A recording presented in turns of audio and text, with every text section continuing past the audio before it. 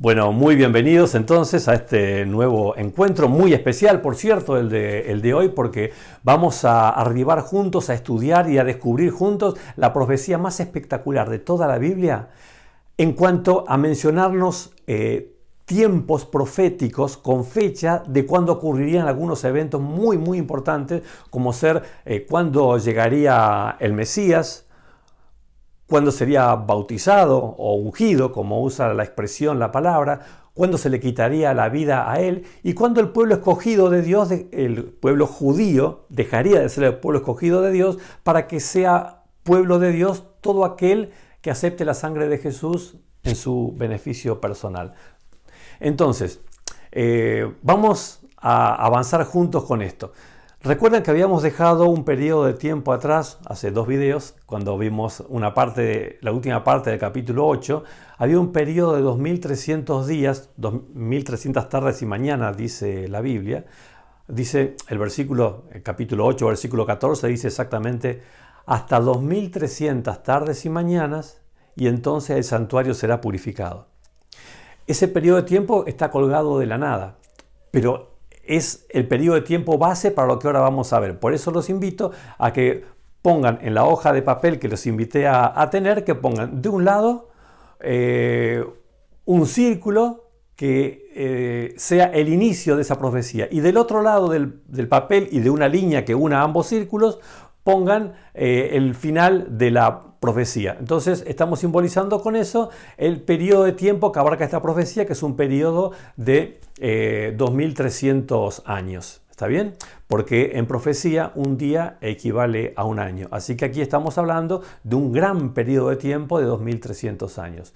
Por eso, cuando empezamos la parte que corresponde al día de hoy del libro de Daniel, vemos que Daniel sigue orando, y antes de que termine de orar, Dios envió ya a un ángel, al poderoso ángel Gabriel, con una misión específica. La misión de Gabriel era explicarle a Daniel la profecía para que él entendiese, para que él pudiese comprender, en realidad no tanto por él, sino más que nada por vos y por mí, porque la revelación que Dios le daría nos afecta y nos importa mucho más a vos y a mí que quizás lo que le pudo haber importado a Daniel en su tiempo. Lo primero que Daniel entiende es que claramente esta revelación que Dios le va a dar no tiene nada que ver con los 70 años que a él le preocupaban, porque esos 70 años se cumplirían, los que Jeremías había profetizado, se cumplirían, el pueblo sería liberado, Jerusalén seguiría reedificando, y ese es un tema. Pero ahora lo que vamos a ver es una revelación para el pueblo de Dios a través de las edades hacia adelante, hasta muy cerca de nuestro tiempo. Y entonces cuando Gabriel le empieza a explicar la visión a Daniel, empieza de esta manera. Fíjense, dice el versículo 24. Lo leo y dice así: 70 semanas están determinadas sobre tu pueblo y sobre tu santa ciudad, para terminar la prevaricación, poner fin al pecado, expiar la iniquidad, para hacer justicia perdurable, para sellar la visión y la profecía y ungir al santo de los santos. Un montón de cosas dice este versículo, ¿no? Pero vamos a sacar lo quizás más fundamental de todo esto. Por un lado nos dice que una parte de ese gran tiempo que estamos hablando está determinado, cortado especialmente para el pueblo judío. De ese total de tiempo, una parte está determinada para el pueblo judío específico. Y ese periodo de tiempo es de 70 semanas, que si lo llevamos a días, 70 semanas por 7 días cada semana, nos da un total de 490 días. ¿Está bien? Por lo tanto, esos 490 días equivalen a 490 años. Este periodo de tiempo, separado especialmente para el pueblo judío, es de 490 años. Pasado ese tiempo, el pueblo de Dios pasaría a ser todo aquel que acepte la sangre de Jesús en perdón de sus pecados. No importa si es judío o si es de otra nacionalidad, el cristianismo tiene la posibilidad de heredar y ser ese pueblo de Dios. Pero hablando de estos 490 años es donde nos vamos a meter ahora. porque dice que durante ese tiempo lo que pasaría es que vendría el Mesías y sería ungido el Santo de los Santos, Jesús.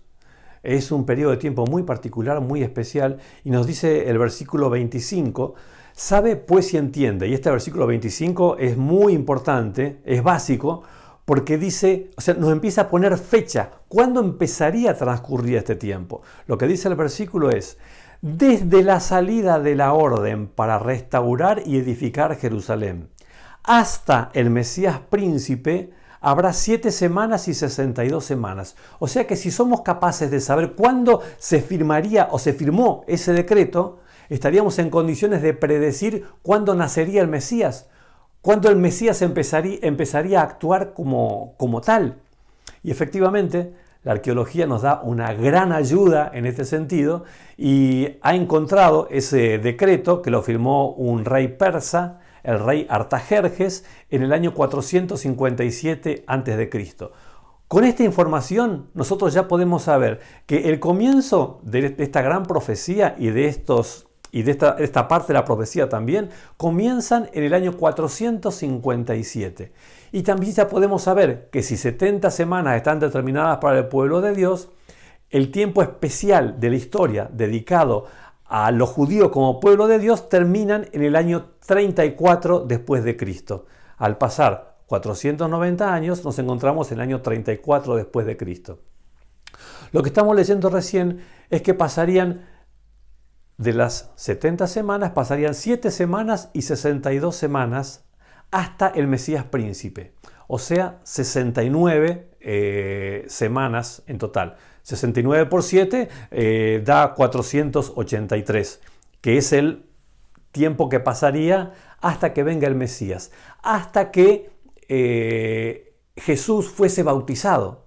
¿Qué es lo que ocurre después de esos 483 años? Jesús es bautizado exactamente en el año 27 de nuestra era, en el año 27. Ahí se bautiza Jesús como la profecía lo anunciaba. Y si me siguen acompañando en la lectura, leo en el versículo 26, dice que después de las 62 semanas se quitará la vida al Mesías. O sea que después de esto, después de su bautismo, se le quitaría la vida al Mesías. Y si vamos al versículo 27, dice, por otra semana más, que es la última semana que nos queda para completar, nos quedan 7 días nada más para completar esto, o sea, 7 años, lo que nos dice es, por otra semana más, confirmará el pacto con muchos. A la mitad de la semana se hará cesar el sacrificio y la ofrenda. A mitad de la semana. ¿Qué quiere decir esto de que a mitad de la semana se haría cesar el sacrificio y la ofrenda? Quiere decir esto. Hay una ofrenda que venía llevándose a cabo desde el Edén. Era el sacrificio de ese corderito que continuamente, de generación en generación, se fue haciendo para que todas las personas supiesen que un día vendría alguien que estaba siendo representado por ese cordero que derramaría su sangre para el perdón de todas las personas. Recuerden ustedes que el día que Jesús murió, cuando ese viernes Jesús en la cruz da el grito de victoria, donde dice, Padre, en tus manos encomiendo mi espíritu, y dicho esto, murió, en ese momento el Cordero de Dios dio su vida por todos aquellos que confiasen en su sangre, y a partir de ese momento el sacrificio ese continuo deja de tener sentido, porque ya no hay más un cordero al cual señalar, porque el Cordero de Dios ya vino, ya murió, ya dio su vida por nosotros. Mitad de la semana es lo que nos decía la profecía que leímos recién. ¿Por qué mitad de la semana? ¿Cuánto tiempo duró el ministerio de Jesús? Desde que se bautizó hasta que lo mataron en la cruz. Sí, 3 años y medio, como la profecía lo decía. Y a los 3 años y medio Jesús es crucificado. Todavía nos quedan 3 años y medio hasta que termine el tiempo especialmente dedicado al pueblo de Dios, como los judíos como pueblo de Dios, ¿no? ¿Qué pasó en esos 3 años y medio? Pasaron un montón de cosas, ¿no es cierto? Jesús resucitó, volvió al cielo con su Padre, los discípulos fueron llenos del Espíritu Santo, la iglesia con un poder tremendo empezó a llenar a Jerusalén con la enseñanza de Jesús y el enemigo empieza a contraatacar contra la iglesia. Primero hace asesinar a Santiago, el hermano de Juan, el discípulo Juan, y también atrapa, enjuicia y condena a muerte a Esteban.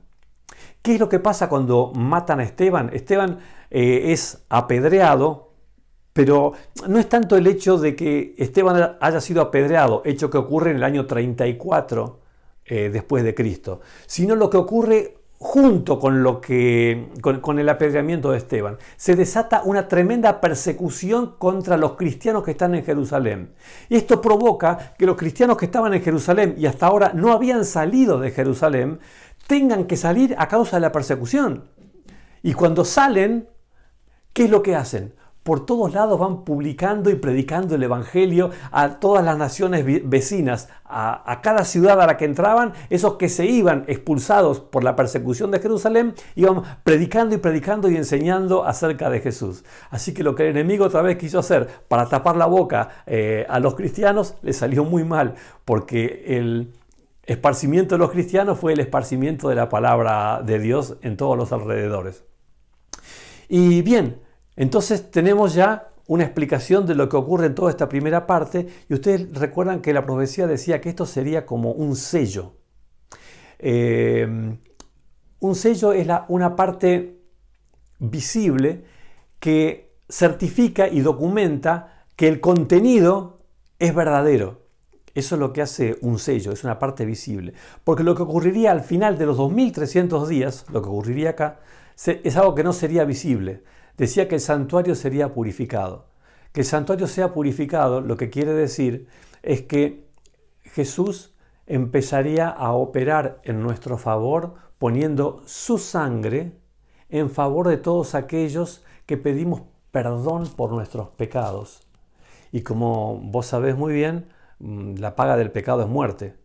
Por lo tanto, lo que a vos y a mí nos toca indudablemente es la paga del pecado, es muerte. Y vos y yo, ese es el precio que tenemos que pagar. Por eso es que Jesús murió. Y en este juicio que comenzaría al transcurrir todo este periodo de tiempo y termina, los 2300 días se cumplen en el año 1844 de nuestra era, ya no es tanto tiempo atrás. ¿Qué es lo que empezaría a ocurrir en ese momento? Jesús está interviniendo en nuestro favor de una manera especial. Empezó el juicio previo a la segunda venida de Jesús. Ese juicio en el que se decide quién se salva y quién se pierde. ¿Quién se salva y quién se pierde? La decisión es tuya. Porque no te olvides que Jesús dio su vida para que todo aquel que en Él cree no se pierda, mas tenga vida eterna. Jesús está ahora trabajando desde el año en que termina esta profecía hasta que Él vuelva a buscarnos. Él se dedica específicamente a golpear nuestra puerta, a llamarnos e invitarnos a que nos arrepintamos.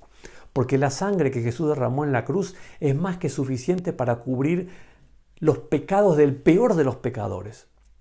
Nunca, escúchame bien, nunca creas que tal vez ya fuiste demasiado lejos, que estás lejos de la posibilidad de que el Señor te pueda perdonar, porque no es así. Nunca subestimes el poder de la sangre de Jesús, porque la sangre de Jesús es más que suficiente para cubrir el pecado del peor de los pecadores.